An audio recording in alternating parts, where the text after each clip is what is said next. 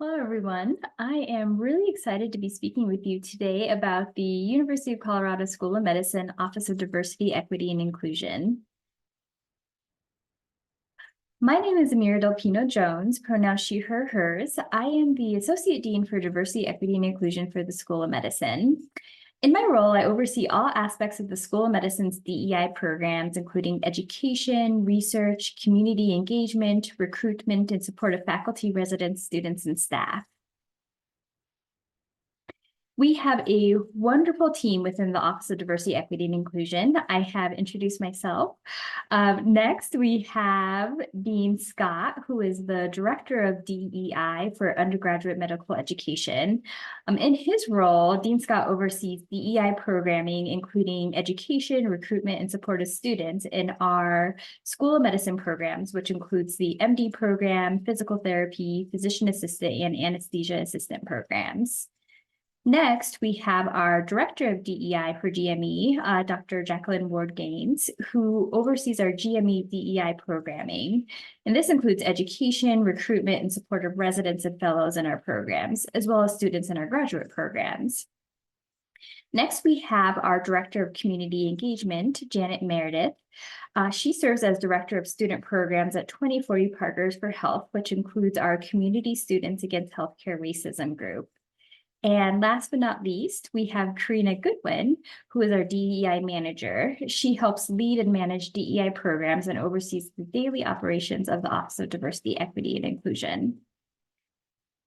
Now, the vision for our office is to improve human health by advancing diversity and equity in the biomedical and healthcare workforces and creating an environment in which all feel welcomed, valued, and respected. Our mission is to recruit, retain, and support diverse School of Medicine learners, trainees, faculty, and staff through programming, services, and advocacy work within our training programs and departments across the Anschutz Medical Campus and in partnership with our clinical affiliates in the communities we serve. Now, we certainly believe that diversity is excellence, and we do this work, of course, not to check any boxes, not to just increase numbers, but rather to improve the quality of the education that our students and our trainees receive, but also ensure that our patients and our community are receiving the highest quality of care possible. And we know that the one way to do that is to make sure that we have a diverse healthcare workforce. Our office is open to all students, residents, faculty, and staff, and our focus is truly on pathway to practice. So this includes K through college, as well as faculty and community.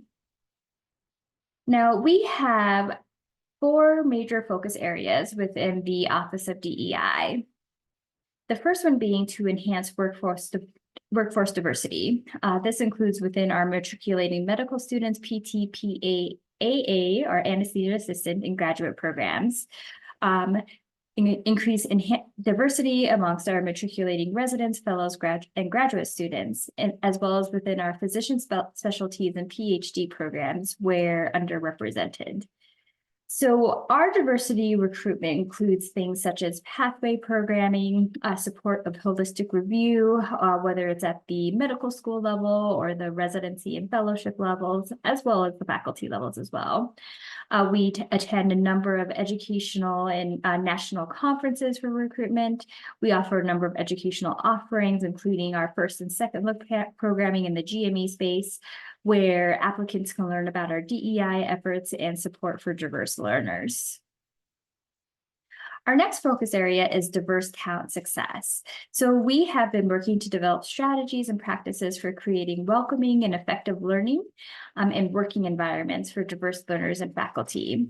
We do this by improving diverse talent sense of belonging, improving diverse talent satisfaction with mentoring. So we do a lot of sessions on how to be an effective mentor, how to mentor across differences.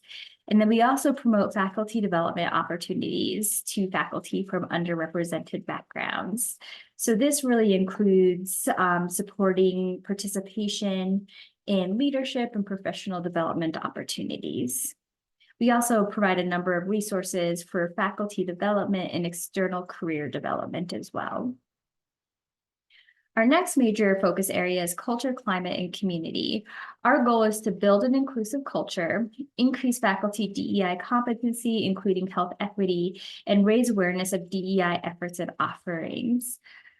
So we do this through offering learner, workforce, and community-based training on justice, equity, diversity, inclusion, and belonging.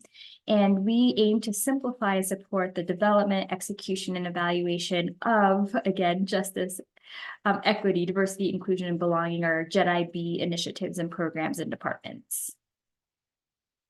Lastly, a major focus area is data-driven diversity action. So we want to build accountability, be a learning organization, and build trust through transparency. So we have worked to systematically identify targets for initiatives and provisions of evidence-informed JEDI-B strategies. We are building out agile processes of measuring and reporting progress to determine our impact of our initiatives. And this includes helping create some faculty dashboards. And we really work to share our DEI initiatives, learnings, and outcomes both transparently and broadly. Fortunately, we are not doing this work on our own. We have a group called the DEI Departmental Leadership Group, which includes vice chairs and other DEI leaders who represent 19 departments. Together, they help identify and address departmental needs and priorities related to JEDI-B and facilitate dissemination of JEDI-B initiatives. So a lot of their work centers around planning and attending recruitment events, including our first and second look events, participating in community events, and helping to standardize processes for reporting, say, incidences by students, residents, and faculty. So really collaborating with our hospital systems, responding to different incidences and releasing statements on things that are happening within our communities. They are also working to develop an educational repository and share resources. So we can share our DEI work that we're doing across the departments and collaborate on that work. We have our Dean's appointed Diversity Council as well, that serves as the guiding committee for the work of the Office of Diversity, Equity, and Inclusion. This council includes members from the Anschutz Medical Campus as well as the external community. Now, going from pathway to undergraduate medical education to graduate medical education, faculty, and community, I just wanted to highlight a few things that we have been doing in our office. So as far as pathway program, we've continued to support our BA/BS MD program, as well as our post-bac programs. And our BA/BS MD program is a combined 8-year program for highly qualified Colorado high school students from broadly diverse backgrounds. We have also participated and attended a number of recruitment fairs that have been hosted by the Latino Medical Student Association, or LMSA, Student National Medical Association, or SNMA, as well as the Association of American Medical Colleges, as well as some historically Black colleges and universities as well. We've had ongoing participation and co-sponsorship of the annual Pre-Admissions Workshop, or PAW, in partnership with the Four Corners Alliance, which includes the University of New Mexico, University of Arizona, University of Utah, University of Colorado, and the Association of American Indian Physicians. We've also hosted a number of recruitment events for our younger group, if you will. Recently hosted our second annual Black Men in White Coats Youth Summit, where we had over 500 registrants. The goal of the summit is to build community and offer role models and medical professionals for children who might not otherwise see themselves represented, as well as provide education for parents, caregivers, teachers, and advisors on how to best support students in pursuit of careers in the healthcare field. As far as undergraduate medical education, I had mentioned previously, as part of our diversity recruitment efforts, we have continued to support the C School of Medicine holistic admissions process to matriculate a diverse and inclusive student body. We've also supported a number of student groups, as you can see listed on the slide here. These are wonderful student groups who have organized events ranging from documentary screenings, healthcare and community panels, panels, annual die-in events to raise awareness and oppose violence against specific identity groups, and many, many more activities. We've also hosted some meet and greet events throughout the academic year for students who are underrepresented in medicine, and really tried to engage with our physician assistant and physical therapy students to increase the office's visibility and to share information about resources available to students. Our students play a very large role in terms of DEI in our curriculum, including contributing to one part of the curriculum, our What Happened and Why session, which talks about the experiences of our students in terms of racism, bias, sexism, and how it was handled and what we learned as a result of their experiences as well. We have a toolkit that was co-created with some of our medical students to examine and limit bias in medicine and in the various educational sessions that we have. We now have a committee that reviews cases and test questions, again, looking for inclusive language, trying to eliminate bias. We have elected diversity reps from each of our class who sit on the diversity council. And we have a number of community engagement opportunities as well as annual events to help celebrating the work that we are doing in this space, such as our annual Toast to Diversity. In the graduate medical education space, we have continued to support the School of Medicine GME programs by providing diversity, equity, and inclusion consultations, mentorship and training and holistic review, implicit bias, microaggression, systemic racism, and allyship. We've supported, as I mentioned before, our first and second look programming, where we've had representation from many, many departments within the School of Medicine. We've continued to support the Minority and Allied Residency Council, or MARC, which offers mentoring, professional development, and opportunities for social gatherings to address the needs of minority residents. We've also really been intentional about engaging with graduate students to increase the office's visibility and to also share information about resources available to students. We've also been overseeing a number of their implicit bias trainings for students as well as faculty within their programs. In the faculty space, we have our University of Colorado Organization for Racial and Ethnic Support, or UCOLORIS, which hosts faculty development and community building activities for members. I had mentioned the oversight of our department diversity leadership group, in which we discuss, as I mentioned before, local and national efforts to advance JEDI-B, share best practices and learning, and advocate on behalf of diverse faculty.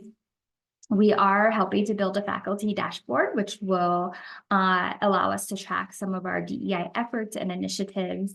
And we've been very intentional about working with our promotions committee to look at the various activities of our diverse faculty and ensure that those are included and credited to faculty as part of their promotions matrix. Within the community, we've continued to support partnerships with community members working on the impact of healthcare racism on marginalized communities. This includes topics such as infant and maternal mortality in the African American community, but again, working with organizations who have a focus on healthcare racism and on marginalized communities as well. We've participated in a number of community engagement and service learning opportunities. This picture here is just from our Aurora Global Fest, which was just a few weeks ago, where we had nearly 10,000 people come to the event, and many, many people visited our booth, which was wonderful. And then we now have our Center for Health Equity. So again, a number of opportunities coming down the line in terms of health equity education, projects, and other ways to collaborate. We have a number of partners within the Office of Diversity, Equity, and Inclusion. I would say this is probably not all inclusive, though we do quite a bit of work with our Office of Diversity, Equity, Inclusion, and Community Engagement at the Vice Chancellor's level, which includes our Health Equity Action Lab, or HEAL, our Office of Educational Outreach and Pathway Initiatives, and our LGBTQ+ Hub. We also work closely with our Office of Equity, Office of Disability Access and Inclusion, as well as our Office of Faculty Relations. So if you ever have any questions about our offerings within the Office of Diversity, Equity, and Inclusion, or where to go for help, by all means, please feel free to reach out to me. My email is right here on the slide. And again, thanks for listening and learning a bit about the Office of Diversity, Equity, and Inclusion within the School of Medicine.